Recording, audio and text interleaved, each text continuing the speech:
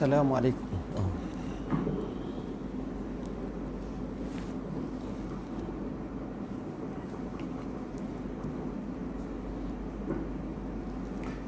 Assalamualaikum warahmatullahi wabarakatuh. Ahmaduka Rabbi kama 'allamtana an nahmad wa usalli wa usallimu ala khairi khalqika Muhammadin sallallahu alaihi wasallam. Asyhadu an la ilaha illallah wahdahu la syarika lah wa asyhadu anna sayyidana Muhammadan abduhu wa rasuluh. Allahumma salli wa sallim ala sayyidina Muhammad wa ala alihi wa sahbihi wa barik wa sallim, amma ba'd. Yang berusaha pengurusi majlis, pengurusi surau, barisan saf kepimpinannya, ashabul fadilah, tutu imam, tutu guru, para alim ulama, orang-orang besar kawasan ini, muslimin, muslimat, hadirin, hadirat, anak-anak yang dirahmati Allah sekalian. Pertamanya kita rampakkan setinggi syukur pada Allah kerana dengan kurniaannya kita dapat menapak menuju ke rumah Allah untuk menihyakan malam nisfu Syaban dengan cara mempelajari ilmu.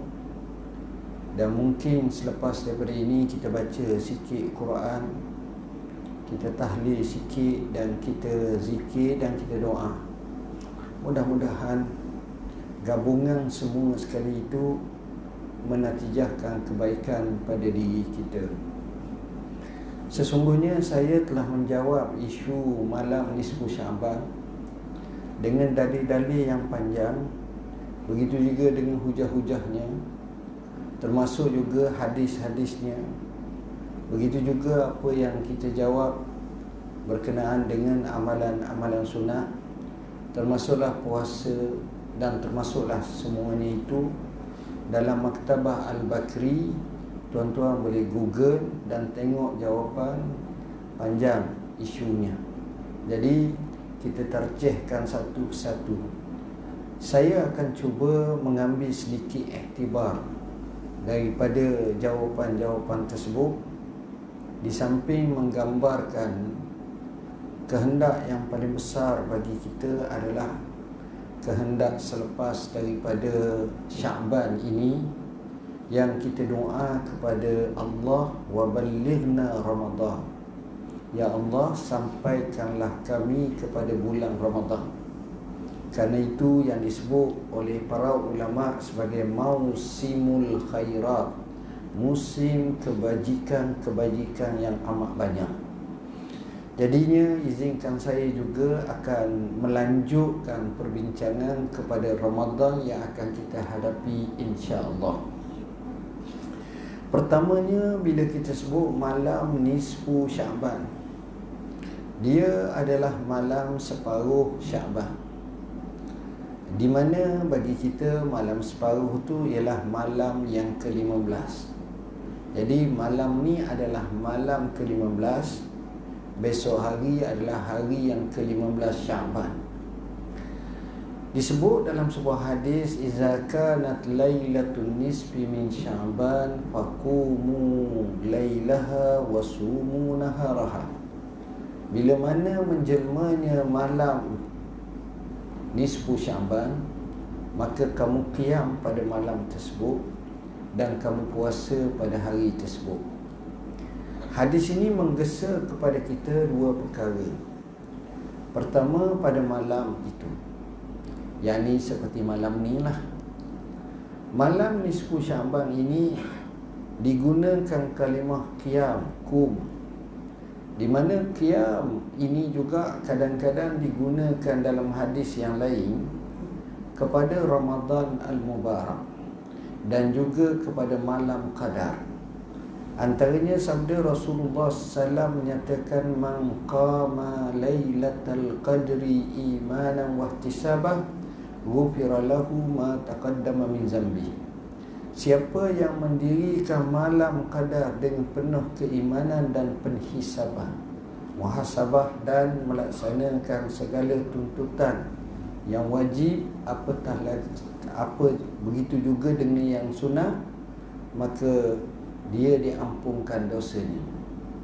Jadi kalimah qiyam ataupun dirikan di sini, di mana maksud yang dikehendaki di situ adalah lebih umum. Dengan sebab itu, kalau kita baca dan kita tengok dalam sejarah-sejarah, antaranya seorang ulama yang terkemuka di Syam zaman Rasulullah sallallahu alaihi wasallam, dia telah beriman dengan Nabi, tapi dia tak sempat bertemu. Jadi dia dipanggil orang yang beriman dengan Rasulullah SAW sezaman dengan Nabi tapi tak bertemu. Ini dipanggil mukhadram, bukan sahabat. Syarat makna sahabat itu siapa yang bertemu dengan Nabi dan beriman dengannya dan mati atas iman, itu makna sahabat. Tapi kalau tak temu, dia hidup sezaman tapi tak bertemu, maka dia dipanggil sebagai mukhadram. Namanya Khalid bin Ma'dan. Khalid bin Ma'dan ni tersohor dengan kekuatan beribadat kepada Allah dengan sesungguh-sungguhnya. Dan ini masyhur, mempunyai banyak karamah, sebagaimana yang dinukilkan dalam kitab Lataiful Ma'arif dan lain lagi. Khalid bin Ma'dan menghidupkan malam dengan sesungguh-sungguhnya, sehingga perbuatan tersebut menyebabkan ramai orang menghidupkan dengan acara yang mereka gunakan untuk beribadat. Pakaiannya cantik, wangiannya, bersungguh-sungguh dalam ibadat. Artinya maksud qiyam di situ bukanlah maknanya kita kata satu ibadat yang khas, tapi kita mengumumkan. Apabila kita meletakkan satu ibadat yang khas, yang mesti ataupun kita sandarkan kepada Nabi, sedangkan Nabi tak buat macam itu, maka ini tidak tepatlah. Jadi dengan sebab itu, umum untuk kita menghidupkan dengan melaksanakan seperti itu adalah amat-amat digalakkan. Dengan sebab itu, kita mulakan pada malam ni dengan belajar agama. Kita harap kita akan masuk dalam satu hadis yang sahih. Rasulullah SAW bersabda, "Man salaka tariqan yaltamisu fihi ilman sahhalallahu lahu bihi tariqan ilal jannah." Siapa yang berjalan mencari secangkir ilmu, maka Allah mudahkan baginya jalan ke syurga. Jadi kita juga telah melaksanakan nak belajar ilmu, nak tafakuh dalam agama, nak faham. Sudah tentu perkara itu baik. Seboleh-bolehnya dengan qiyam juga malam ni kita masuk masjid atau surau kita ni, kita kena letak duit. Walaupun RM1 percuma. Kalaulah kita tak ada duit, sebagai contoh, pinjamlah dengan kawan. Seolah-olahnya kita mengambil semangat untuk bersedekah pada malam seperti ini. Alangkah baiknya kita boleh sedekah masuk dalam tabung masjid atau surau kita ini. Mudah-mudahan Allah Subhanahu wa ta'ala jadikan kita melaksanakan ibadah. Seolah-olah di sini dua dah kita buat, di mana kita juga pergi ke masjid, pergi ke surau, kita juga sedekah, kita juga belajar ilmu. Saat yang sama, kita telah melaksanakan salat berjemaah di masjid, di surau pada malam seperti ini. Dan kita, bila kita duduk macam ni, kita niat dua perkara. Ialah i'tikaf. Saya tak tahulah fatwa di sini macam mana. Ni surau ke masjid, lupalah. Surau. Kalau wilayah boleh, sebab wilayah saya bersama saya fatwa macam lain, tapi saya tak cakap negeri lain. Apa yang saya nak sebutnya, kita duduk sini, kita sedang dalam keadaan ini, kita ada dua perkara. Yang pertama, kita nak belajar ilmu. Maka belajar ilmu itu macam saya kata tafakuh din baik. Kedua, kita niat nak tunggu semayang. Semayang apa? Semayang isyak. Maka dalam sebuah hadis yang masyhur, Rasulullah SAW menyatakan antara riba itu ada 3. Salah satunya intizarus salah ba'da salah. Apa makna? Menunggu salat selepas daripada salat. Sekarang kita tunggu salat. Mudah-mudahan dengan ada semangat seperti itu, niat seperti itu, Allah Subhanahu Wa Taala gandakan pahala kepada kita.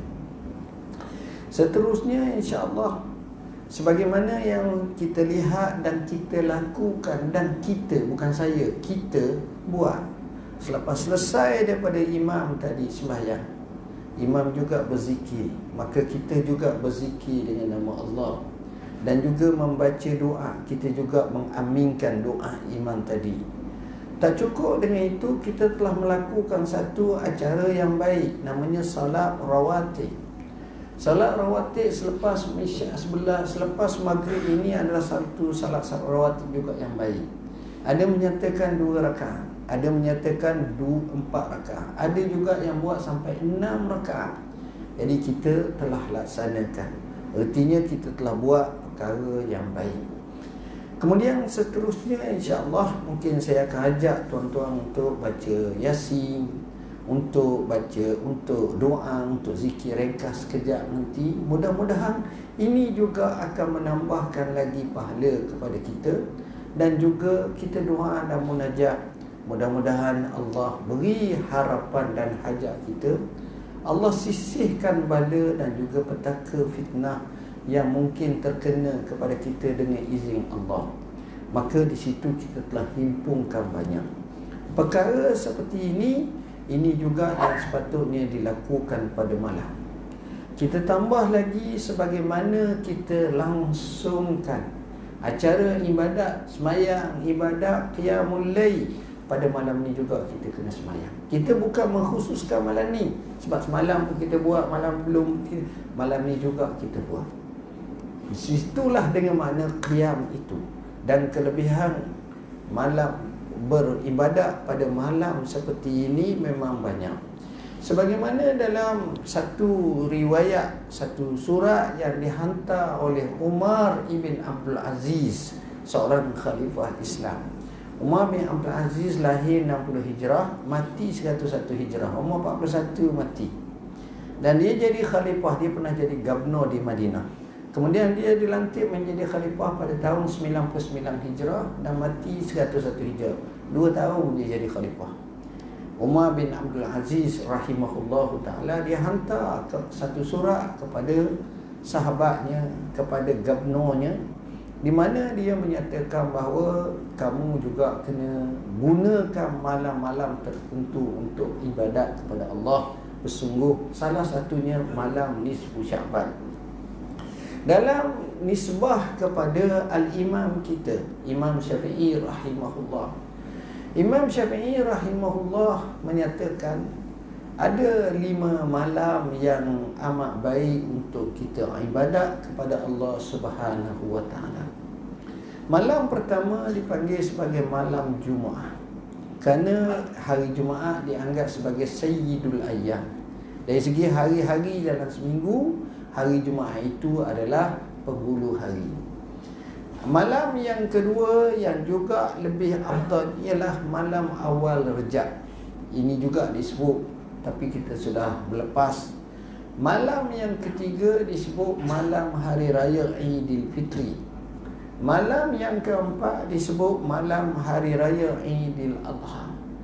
Malam hari raya Aidilfitri dan Aidil Adha dipanggil Yaumul Jaizah, malam jaizah. Apa makna jaizah? Jaizah ni maknanya malam tersebut dikurniakan Allah kepada kita. Malam tersebut ataupun hari tersebut kurniaan Allah. Dengan sebab kita puasa, dengan sebab kita abdi pada Allah, Allah ampunkan dosa, Allah anugerahkan. Nama ini berdasarkan nas hadis Nabi sallallahu. Ada pun malam yang seterusnya, iaitu malam nisfu Sya'ban. Ini yang kelima. Malam nisfu Sya'ban ini diberi nama dengan malam Al-Bara'ah. Apa makna Bara'ah? Bara'ah ni maknanya pelepasan. Kerana pada malam tersebut Ada ulama menyebut dengan dua pelepasan. Ada kata pelepasan tersebut pelepasan daripada dosa-dosa, pelepasan daripada hukuman dan sebagainya, dengan sebab seorang itu berdoa, bertaubat, beribadat dan melakukan acara-acara ibadat dengan sungguh-sungguhnya, maka Allah selamatkan seseorang itu. Dengan sebab itu di akhir kalam Imam Syafi'i menyebut, aku mensunatkan atau menggalakkan supaya kita menghidupkan malam-malam tersebut. Kecuali saya terpana dengan sebuah hadis Nabi SAW yang menyebut, yatta'ni'ullah fi lailatin nisfi min Sya'ban ila jami'i khalqi fayaghfiru lahum illa limusyrikin au limusyahinin au kama qala.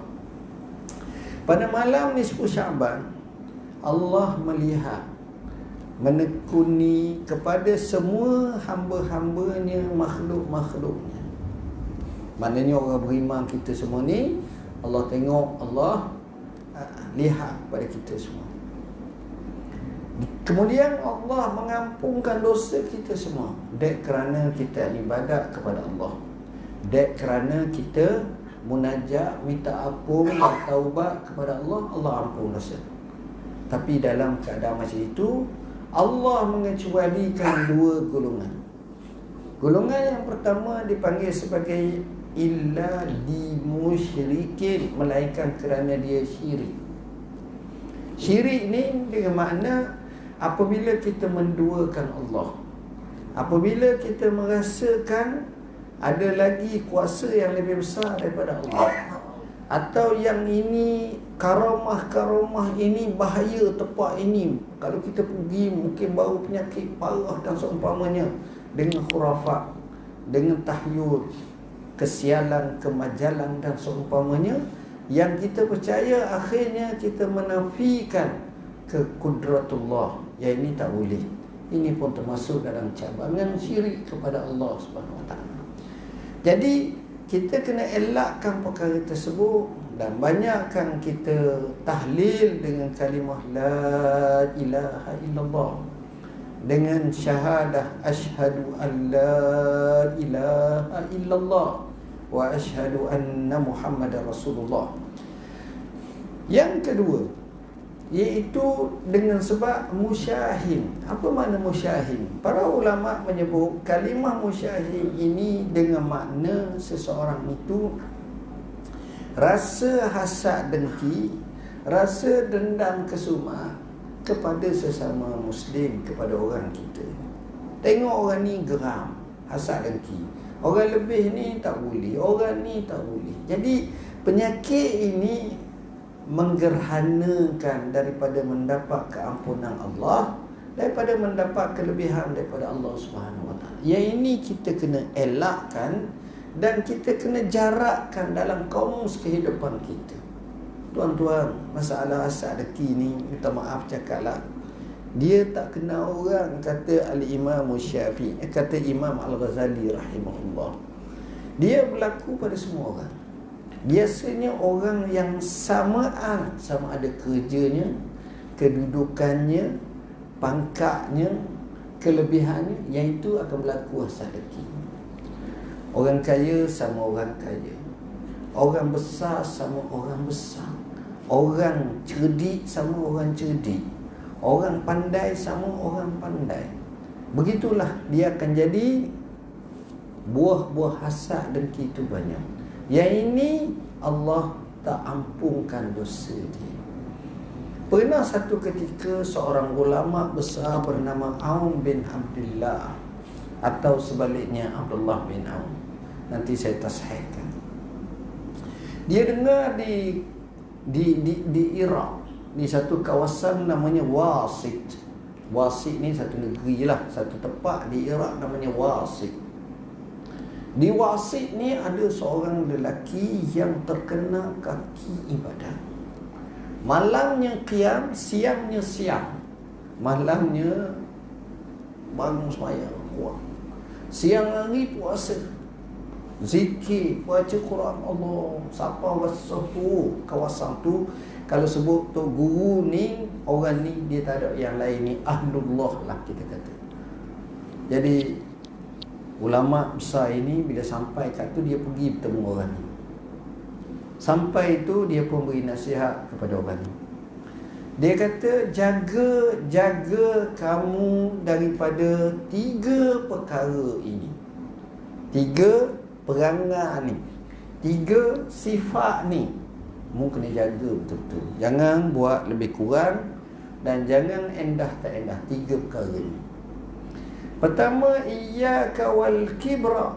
Jaga-jaga kamu, awasi kamu daripada sifat takabur. Kenapa? Kerana takabburlah dosa yang pertama dilakukan oleh makhlukullah kepada Allah. Bila Allah arahkan malaikat, wa izkulna lil malaikati isjudu li Adam fasajadu illa iblis aba wastakbara wa kana minal kafirin. Bila mana kami telah perintahkan kepada para malaikat, sujudlah kamu kepada Adam, semua pakat sujud kecuali iblis. Kenapa? Kerana enggan. Kenapa enggan? Kerana rasa takabur. Ana khairum minhu, khalaqtani min narin wa khalaqtahu min tin. Kata iblis, aku ni lebih mulia lagi daripada Adam.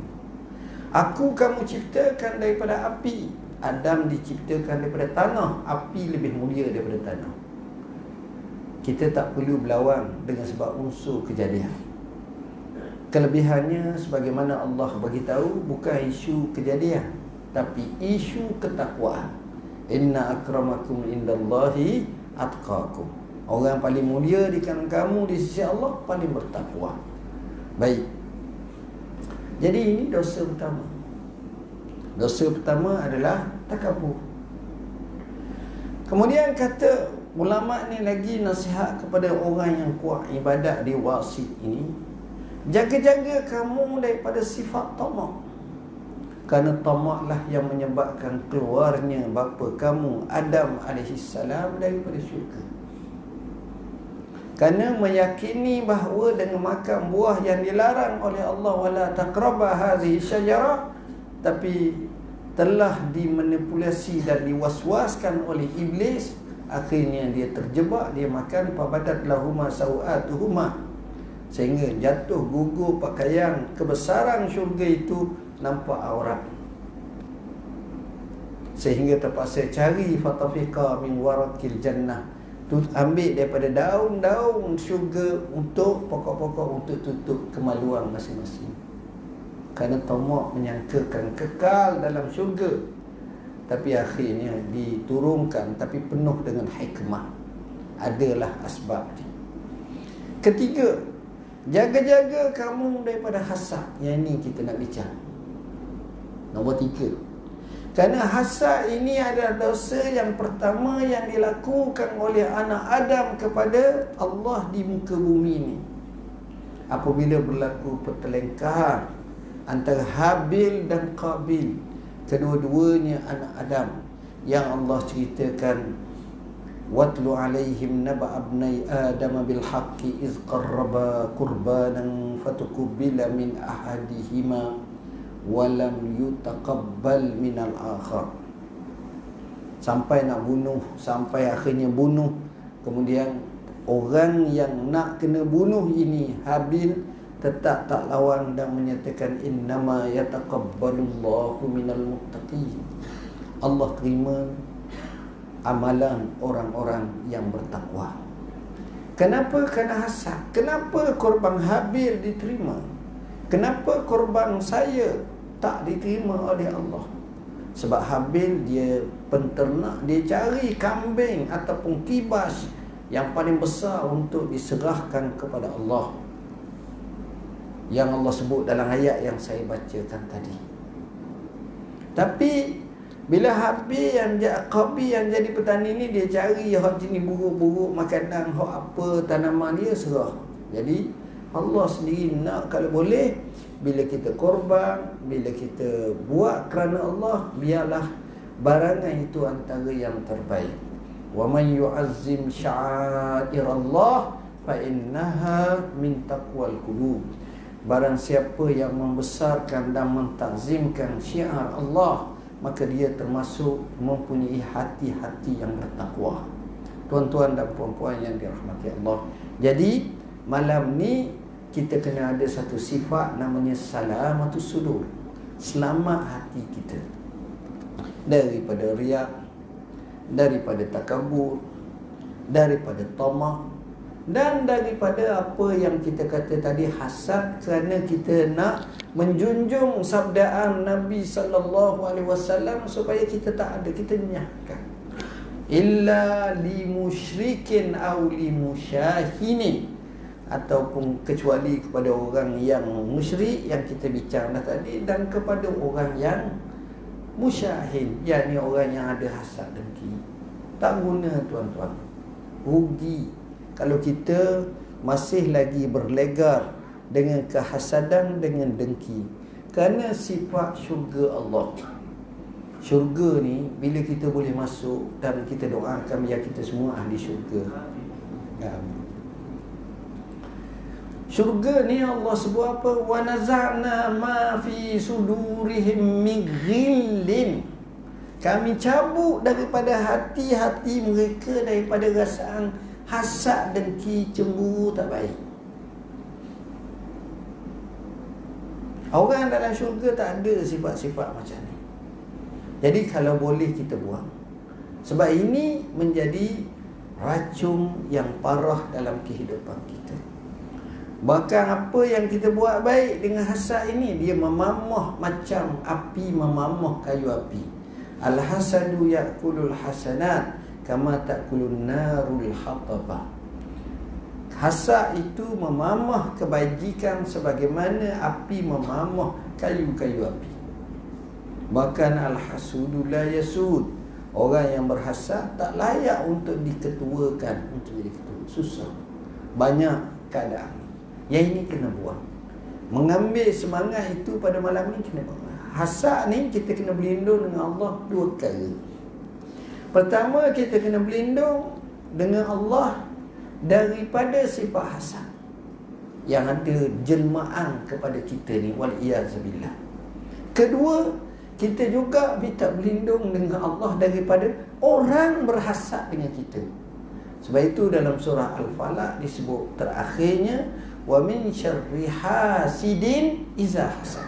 Daripada orang yang ada sifat hasad apabila dia berhasad, wal-iyazubillah. Sebab ni bahaya tuan-tuan. Sebab itu kadang-kadang bila kita dapat nikmat Allah, kita dapat nikmat Allah, tak semestinya dan tak sepatutnya kadang-kadang kita tunjuk semua orang. Kerana itu disebut dalam pepatah ataupun dinyatakan, likulli nikmatin mahsudah. Setiap nikmat itu ada pendengki-pendekinya. Orang dengki, tak boleh, bahaya. Kadang-kadang kita tengok biasa je, wal-iyazubillah. Sebab mata manusia ni tak sama, keadaan manusia ni tak sama. Ada orang yang geram, ada orang yang ini kita kena elakkan daripada sifat hasad, dan juga orang berhasad atau kita pun berhasad. Pada sifat hasad kita lah, dua-dua kita tak nak. Kita nak hidup dalam keadaan baik, salamatus sudur, hati, dada, jiwa yang selamat daripada sifat ni. Kalau kita boleh buat macam itu tuan-tuan, alangkah baiknya. Saya berhenti setakat tu. Saya nak masuk pula pada keesokan hari. Keesokan harinya iaitu pada hari 15 Sya'ban. Nabi SAW menyatakan, pendapat yang sebelum daripada Nabi SAW menyatakan bahawa bila datangnya malam nisfu Sya'ban disebut faqumu lailaha, kamu dirikan malam tersebut dengan acara ibadat, wasumu naharaha, kamu puasa esok hari. Jadi puasa esok hari itu adalah digalakkan dalam Islam. Ini yang disebut oleh para ulama. Cuma timbul soalan. Soalan yang pertama, macam mana pula dengan hadis Nabi SAW, iza tasafan nisfu min Sya'ban fala tasumu. Bila sudah separuh bulan Syaban, jangan puasa. Para ulama menafsirkan atau mensyarahkan hadis yang kata larangan berpuasa pada separuh akhir Syaban, maknanya 15, 16, 17 ke atas ni tak boleh puasa. Pertama, kalau semata-mata nak puasa, nak gabung dengan Ramadan. Kenapa? Seolah-olah kita jadi membanyakkan puasa sehingga tukar antara yang wajib dan yang sunnah. Kedua, kerana orang yang tak rajin puasa, tiba-tiba dia nak puasa, maka di sini adalah seolah-olah berlaku penambahan. Tapi kalau dia biasa, tak apa. Macam contohnya orang ni perangai dia puasa sunnah. Puasa sunnah yang terbaik sebagaimana hadis sahih riwayat Bukhari dan juga sebahagian ashabus sunan adalah puasa sunnah Nabi Allah Daud alaihi salam. Iaitu kata Nabi sallallahu alaihi wasallam, afdalus siyami siyamu Daud, sama yauma wa aftara yauma. Seafdal puasa itu puasa Nabi Daud. Puasa sehari, buka sehari, selang sehari. Kecuali Ramadan. Jangan buat gitu. Ramadan nak ambil tu. Ramadan ini semua full puasa. Ini pengecualiannya bulan Ramadan dan hari raya. Itu tak boleh dah kita puasa. Walaupun hari itu selang kita puasa dan hari raya, jangan puasa. Baik. Tuan-tuan dan puan-puan yang dirahmati Allah, cuma kita akan bertembung dengan satu hadis yang lain. Hadis yang Nabi SAW menyatakan, la takhussu, jangan kamu khususkan puasa pada hari Jumaat. Sebab hari Jumaat ni hari raya bagi umat Islam, ataupun penghulu bagi umat Islam. Bagi seminggu tu, yang kita nak pergi masjid, nak semayang, nak ni, nak tu disebut ni. Ulama menyatakan benar, tetapi jika sekiranya berlaku asbab-asbab yang lain, maka pada masa itu tidak lagi dianggap hukumnya makruh. Contoh, kebetulan hari Jumaat tu jatuh pada hari Arafah, dan kita pula bukan sedang buat ibadat haji. Kalau kita buat ibadat haji, kita gagas dari mana baik kita puasa ataupun tak? Baik tidak, kerana Nabi sendiri tak puasa. Masa duduk di Arafah tu pada 9 Zulhijjah, Nabi tak puasa. Dan kita nak suruh ikut Nabi lah dalam hal ni. Dan ini dia aja. Tetapi untuk orang yang tak pergi ke Mekah, macam kita duduk Malaysia, duduk di sini ni, di Sungai Buloh ni, orang kata ni hari 9 Zulhijjah, maka sunat berpuasa. Berdasarkan kepada hadis Nabi SAW, siyamu yaumi Arafah yukaffiru sanatain atau kama qala. Puasa pada hari Arafah mengkifaratkan 2 tahun. Tahun sebelum dan tahun selepas. Maknanya sekalipun di hari Jumaat, kerana disandarkan kerana bukan kita puasa hari Jumaat tapi hari Arafah. Macam esok, walaupun hari Jumaat bukan kita nak khusus hari Jumaat, tapi nisfu Syaban. Sama juga seperti puasa hari Ashura, iaitu 10 Muharram. Maka bukan kerana hari Jumaat kebetulan jatuh 10 Muharram, tapi kerana hari itu adalah hari Ashura. Walaupun begitu, para ulama menyatakan alangkah baiknya kita lanjutkan puasa sehari selepas tu atau sehari sebelum daripada itu.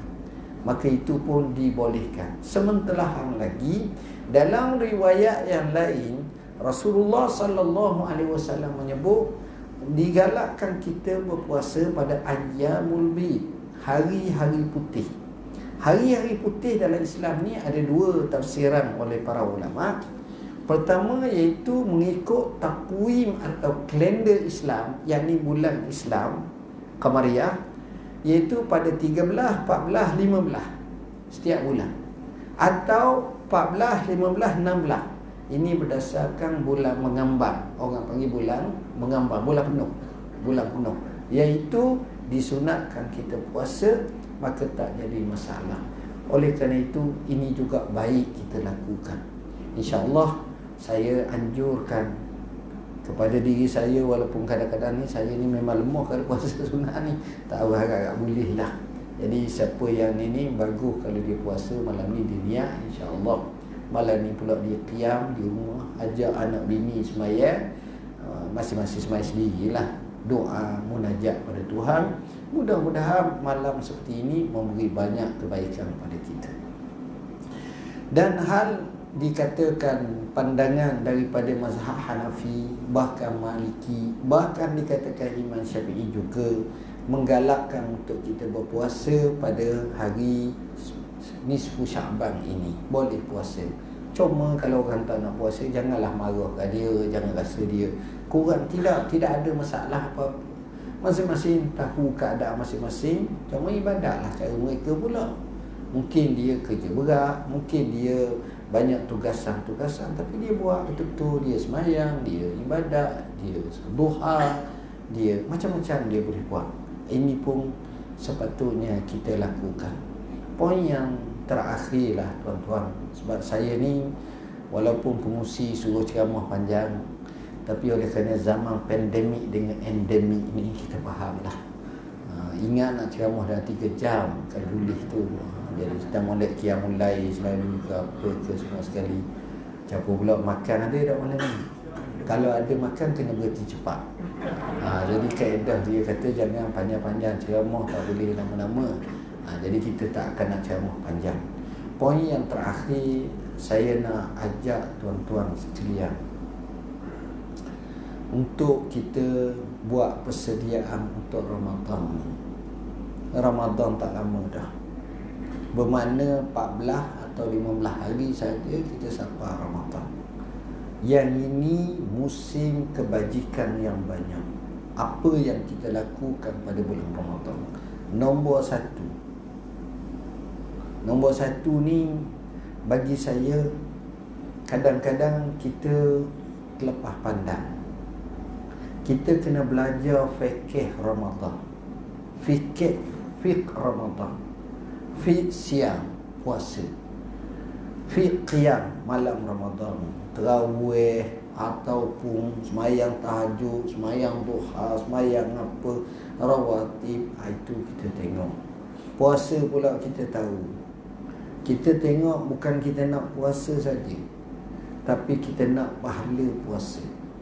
Ramai orang berpuasa, tapi tak ramai yang dapat pahala puasa. Nabi bersebut, rubba sa'imin bin nahar laisa lahu hazzun illa al-ju' wal 'atash.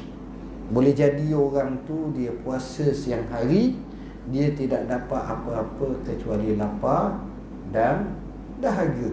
Kenapa? Kerana mungkin dia tak jaga mulut dia, dia tak jaga sikap dia, sifat.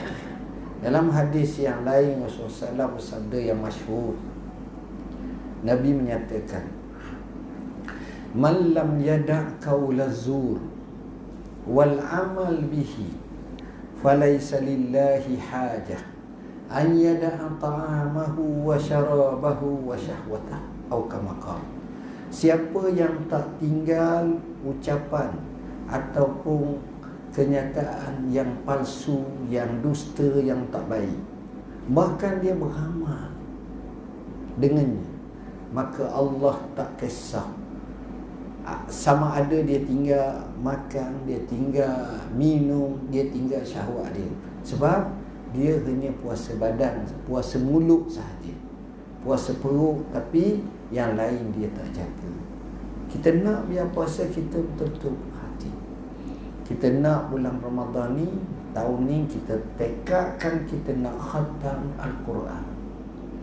Tapi kita tahu dah, perangai kita ni, hari pertama baca 6 juzuk, hari kedua 2 juzuk, hari ketiga 1 juzuk, hari keempat rehat, hari kelima 5 lah, hari ke-30 tu baru tengok pula 8 lah. Tengok-tengok dah 14 juzuk je. Dan jadi tiap-tiap tahun memang tak berjuzuk, tak khatam lah. Memang itu standard kita lah. Minta maaf lah, saya tak tuding pada saya orang lain, saya pun sama juga kadang-kadang. Jadi Moleknya kita ambil daripada esok. Sebagai mukaddimah kita baca dah Alif Lam Mim. Fatihah Alif Lam Mim. Baca dah sikit-sikit. Boleh jadi selepas 10 Ramadan kita boleh khatam dah. Dan kita lonjak semangat khatam tu untuk kita boleh khatam 2 kali. Sekurang-kurangnya. Atau sekali sekurang-kurangnya. Tapi kita buat. Yang ini kita rugi kita dari khatam Quran.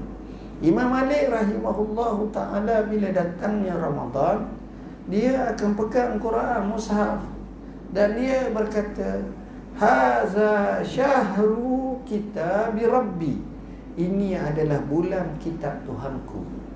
Dia buka, dia baca, walaupun dia pakar hadis, pengarang kitab Muwatta, satu kitab yang muktamad, dia rojok, termasuk Imam Bukhari, termasuk Imam Syafi'i yang hafaz kitab Muwatta tersebut.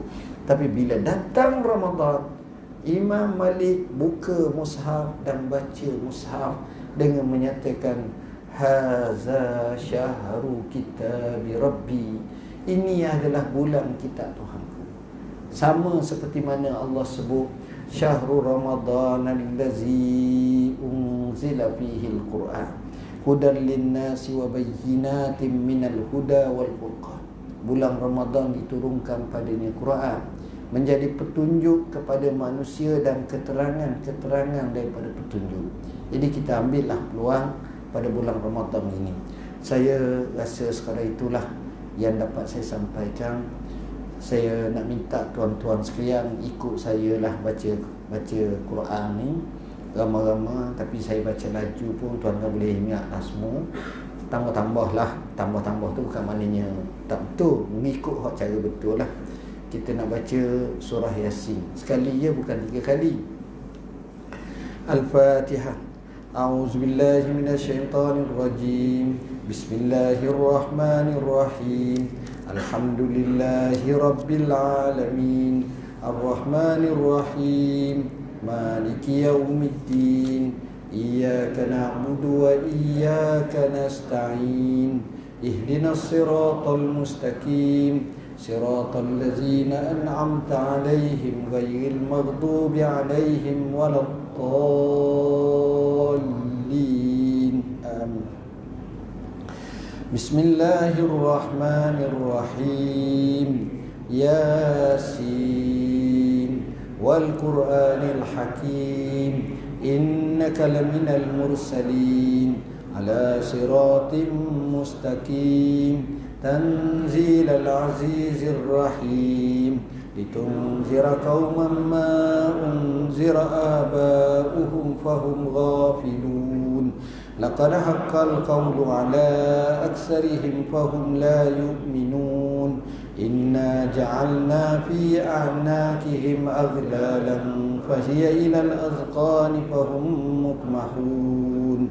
وجعلنا من بين أيديهم سدا ومن خلفهم سدا فأغشيناهم فهم لا يبصرون. وسواء عليهم أأنذرتهم أم لم تنذرهم لا يؤمنون. إنما تنذر من اتبع الذكر وخشي الرحمن بالغيب فبشره بمغفرة وأجر كريم. إنا نحن نحيي الموتى ونكتب ما قدموا وآثارهم وكل شيء أحصيناه في إمام مبين. واضرب لهم مثلا أصحاب القرية إذ جاءها المرسلون. إذا أرسلنا إليهم 2 فكذبوهما فعززنا بثالث فقالوا إنا إليكم مرسلون. قالوا ما أنتم إلا بشر مثلنا وما أنزل الرحمن من شيء إن أنتم إلا تكذبون. قالوا ربنا يعلم إنا إليكم لمرسلون وما علينا إلا البلاغ المبين. قالوا إنا تطيرنا بكم لئن لم تنتهوا لنرجمنكم وليمسنكم منا عذاب أليم قالوا طائركم معكم أئن ذكرتم بل أنتم قوم مسرفون وجاء من أقصى المدينة رجل يسعى قال يا قوم اتبعوا المرسلين اتبعوا من لا يسألكم أجرا وهم مهتدون وما لي لا أعبد الذي فطرني وإليه ترجعون أأتخذ من دونه آلهة إن يردني الرحمن بضر لا تغن عني شفاعتهم شيئا ولا ينقذون إني إذا لفي ضلال مبين إني آمنت بربكم فاسمعون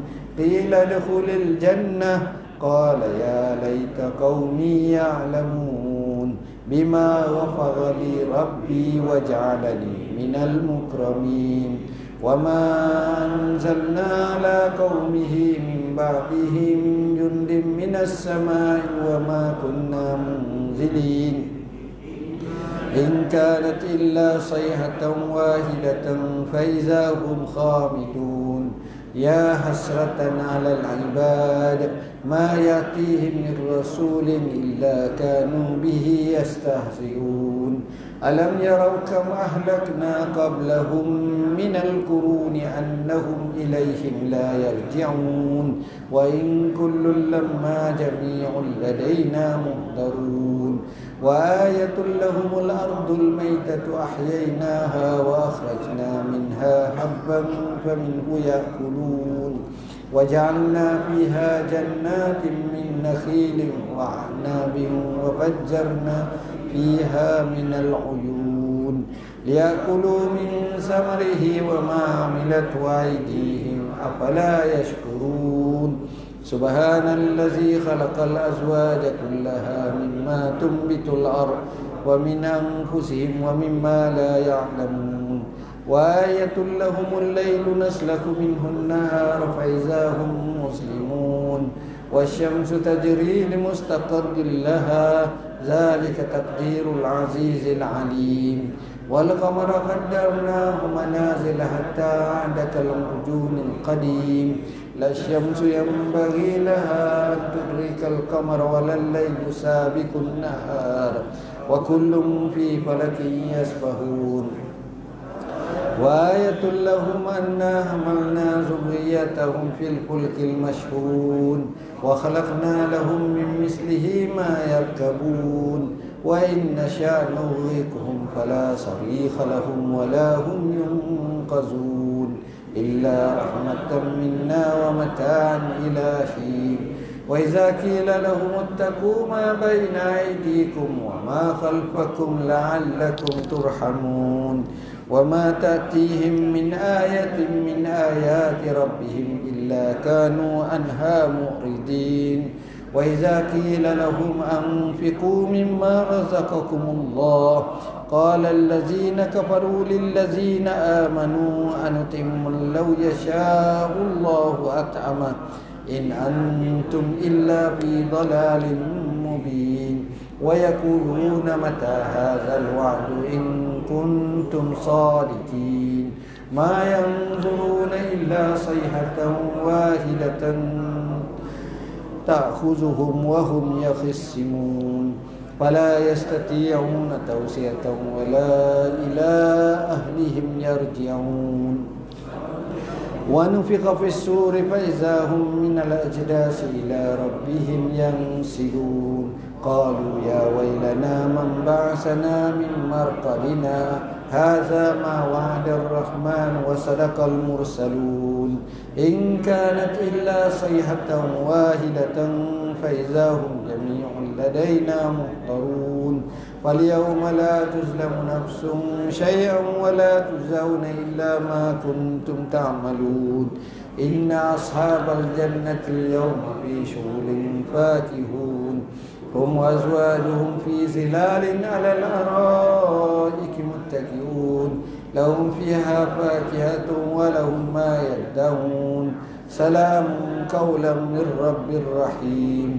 وامتازوا اليوم أيها المجرمون ألم أعهد إليكم يا بني آدم أن لا تعبدوا الشيطان إنه لكم عدو مبين وأن اعبدوني هذا صراط مستقيم ولقد أضل منكم جبلا كثيرا أفلم تكونوا تعقلون هذه جهنم التي كنتم توعدون اصلوها اليوم بما كنتم تكفرون اليوم نختم على أفواههم وتكلمنا أيديهم وتشهد أرجلهم بما كانوا يكسبون ولو نشاء لطمسنا على أعينهم فاستبقوا الصراط فأنى يبصرون ولو نشاء لمسخناهم على مكانتهم فما استطاعوا مضيا ولا يرجعون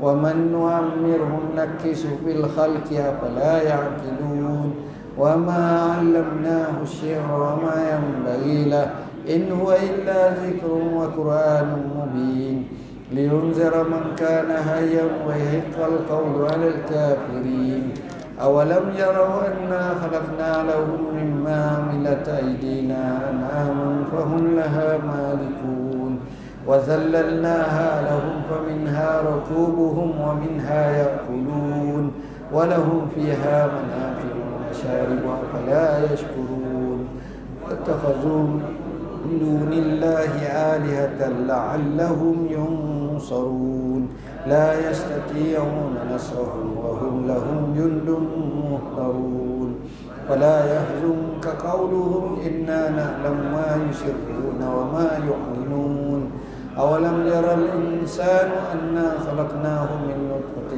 فإذا هو خصيم مبين وضرب لنا مثلا ونسي خلقه قال من يحيي العظام وهي رميم قل يحييها الذي أنشأها أول مرة وهو بكل خلق عليم الذي جعل لكم من الشجر الأخضر نارا فإذا أنتم منه توقدون أوليس الذي خلق السماوات والأرض بقادر على أن يخلق مثلهم بلى وهو الخلاق العليم إنما أمره إذا أراد شيئا أن يقول له كن فيكون فسبحان الذي بيده ملكوت كل شيء وإليه ترجعون الفاتحة أعوذ بالله من الشيطان الرجيم بسم الله الرحمن الرحيم الحمد لله رب العالمين الرحمن الرحيم مالك يوم الدين إياك نعبد وإياك نستعين اهدنا الصراط المستقيم صراط الذين أنعمت عليهم غير المغضوب عليهم ولا الضالين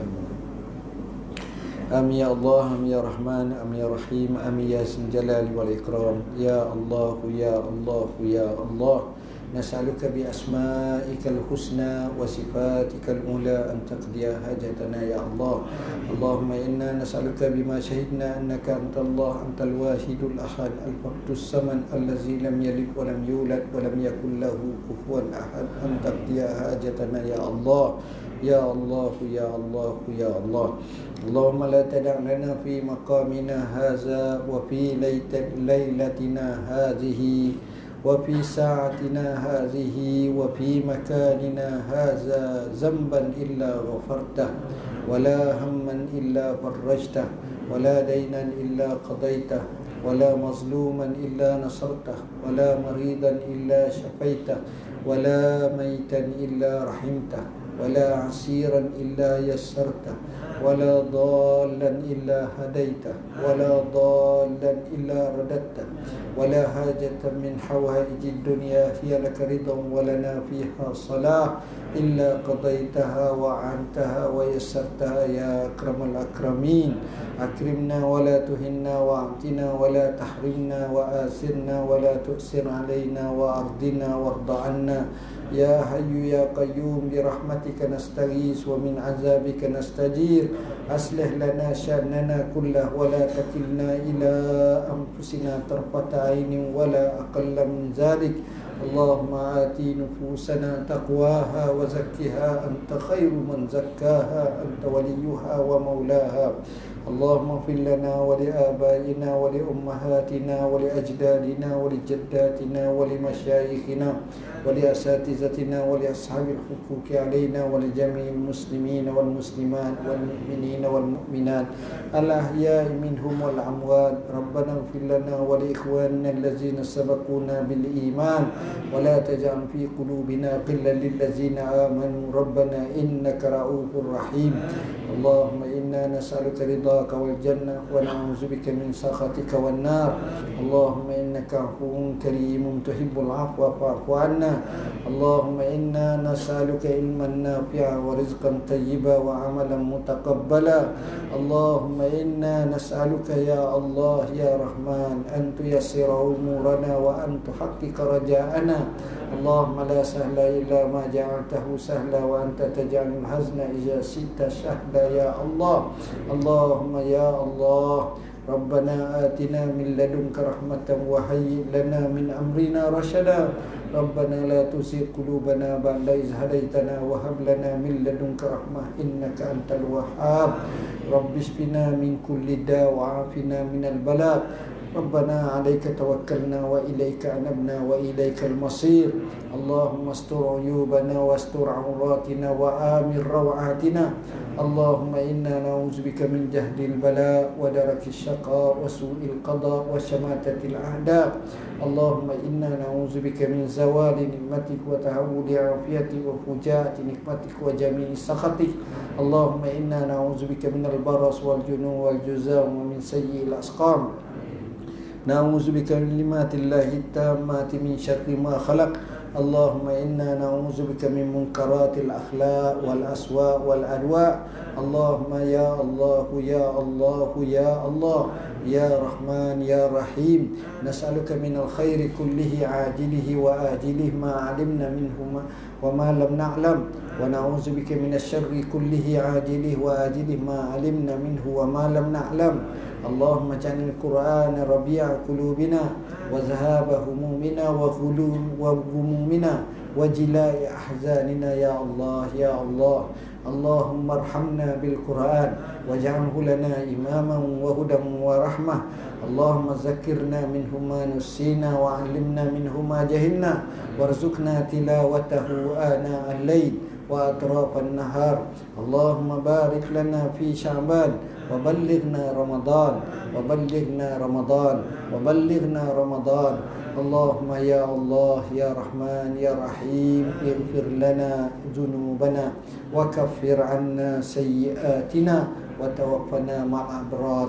ربنا هب لنا من أزواجنا وذرياتنا قرة أعين واجعلنا للمتقين إماما.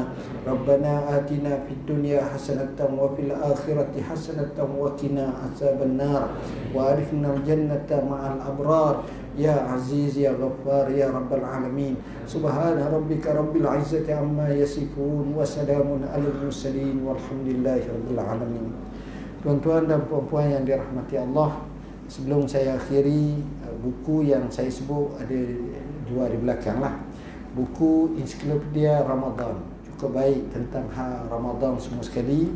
Buku berkenaan dengan bacaan Quran, hafazan dan seumpama saya sebut dalam buku ini. Rasulullah SAW begitu juga. Buku berkenaan masa pelihara lah, satu buku yang paling saya sayang, tentang time management dan quality times. Begitu juga nota untuk anakku, dan termasuklah Dajjal Hakikat Akhir Zaman, dan banyak lagi lah buku-buku yang lain. Yang paling penting, budayakan budaya ilmu, budayakan budaya untuk kita benar-benar dapat tafakuh dalam agama kita. Mohon maaf bahasa yang saya guna tidak sesuai khalayak sini. Mudah-mudahan Allah ampun dosa kita, Allah panjang usia kita dengan keberkatan dan kebaikan. Allah mudah dan murahkan rezeki kita dan diberkatinya. Allah sisihkan kita, keluarga kita daripada penyakit-penyakit yang menggerungkan. Rabbana atina fid dunya hasanatan wa fil akhirati hasanatan wa qina azabannar. Wa sallallahu ala sayyidina Muhammadin wa ala alihi wasallam. Walhamdulillahi rabbil alamin. Wassalamualaikum warahmatullahi wabarakatuh.